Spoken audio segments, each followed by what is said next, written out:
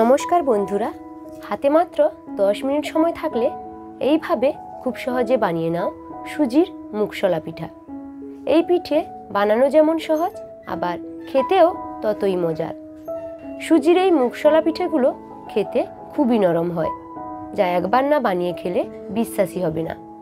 আশা করছি ভিডিওটি তোমাদের অনেক ভালো লাগবে, তাই ভিডিওটি স্কিপ না করে শেষ পর্যন্ত অবশ্যই দেখতে থাকুন। পিঠেটা বানানোর জন্য প্রথমে গ্যাস জ্বালিয়ে আমি একটি কড়াই বসিয়ে দিয়েছি। এবার একটি বাটি মেপে 2 বাটি দিয়ে দিব জল, সামান্য একটু লবণ দিয়ে দিচ্ছি। এখন জলটাকে একটু ফুটিয়ে নিব।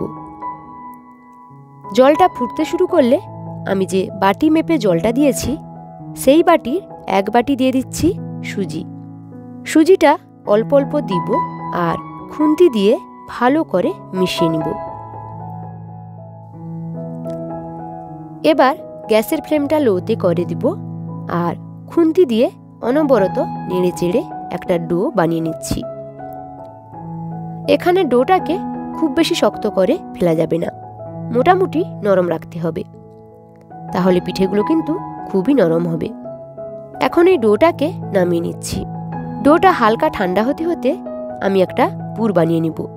তার জন্য একটা বাটিতে 1/2 কাপ নারকেল কোড়া দিয়ে দিচ্ছি, সঙ্গে দিয়ে দিচ্ছি 4 চামচ মতো চিনি, আর দিয়ে দিব 10 টাকা দামের 1 প্যাকেট গুঁড়ো দুধ।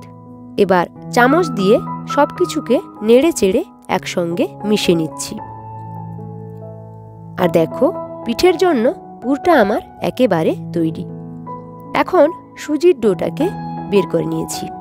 এবার হাতে অল্প একটু তেল লাগিয়ে ডোটাকে ভালো করে মুথে নিব। আর এভাবে ডোটাকে যদি একটু তেল বা ঘি দিয়ে মাখা হয় তাহলে খুব সহজে একটা মসৃণ ডো হয়ে যাবে। এখন এই ডোটা পিঠে বানানোর জন্য একেবারে তৈরি। এবারের থেকে একটু বড় বড় লেচি কেটে নিচ্ছি। এবার লেচিটাকে একটু গোল করে তারপরে একটা বেলনি দিয়ে লুচির মতো বেলে নিব। তবে লুচির থেকে একটু মোটা করে বেলতে হবে। এখন একটা পিঠে মোড়ার খাপ নিয়ে নিয়েছি। এবার পিঠেটাকে এটার উপর এইভাবে বসিয়ে দিতে হবে। পিঠের ঠিক মাঝ বরাবর পুরটা দিয়ে দিচ্ছি। এরপরে 2 সাইড থেকে এভাবে চেপে দিতে হবে, আর সাইডগুলোতে একটু চাপ দিলে মুখটা কিন্তু ভালোভাবে সিল হয়ে যাবে। তারপরে পিঠেটা খুব সহজে বেরিয়ে আসবে। আমার একটি পিঠে তৈরি হয়ে গেল। আর পিঠের খাপটাতে অল্প একটু তেল লাগিয়ে নিলে খুব সহজে পিঠেগুলো বেরিয়ে আসবে। আর একইভাবে প্রত্যেকটা পিঠেকে আমি বানিয়ে নিব। আর এক্সট্রা যে অংশগুলো থেকে যাচ্ছে সেগুলোকে আবারও আমি পিঠে বানিয়ে নিব। মাত্র 1 বাটি সুজি দিয়ে বেশ অনেকগুলো পিঠে তৈরি হয়ে গেছে। এখন এগুলোকে ভেজে নেওয়ার পালা। তার জন্য কড়াইতে বেশ কিছুটা তেল দিয়ে তেলটাকে মিডিয়াম আঁচে গরম করে নিয়েছি। তেলটা গরম হয়ে গেলে পিঠেগুলোকে একে একে তেলে ছেড়ে দিচ্ছি। আর গ্যাসের মিডিয়াম ফ্লেমে পিঠেগুলোকে ভেজে নিব। বন্ধুরা, যদি তোমরা কম সময়ে ভালো কিছু খেতে চাও তবে কিন্তু আজকের রেসিপিটা একদমই একটা পারফেক্ট রেসিপি। পিঠে যাকে খাওয়াবে সেই তোমার প্রশংসা করবে। পিঠেগুলোর এক পিঠ ভাজা হয়ে গেলে অপর পিঠ উল্টে দিচ্ছি। আর এইভাবে উল্টে পাল্টে পিঠেগুলোকে ভেজে নিতে হবে।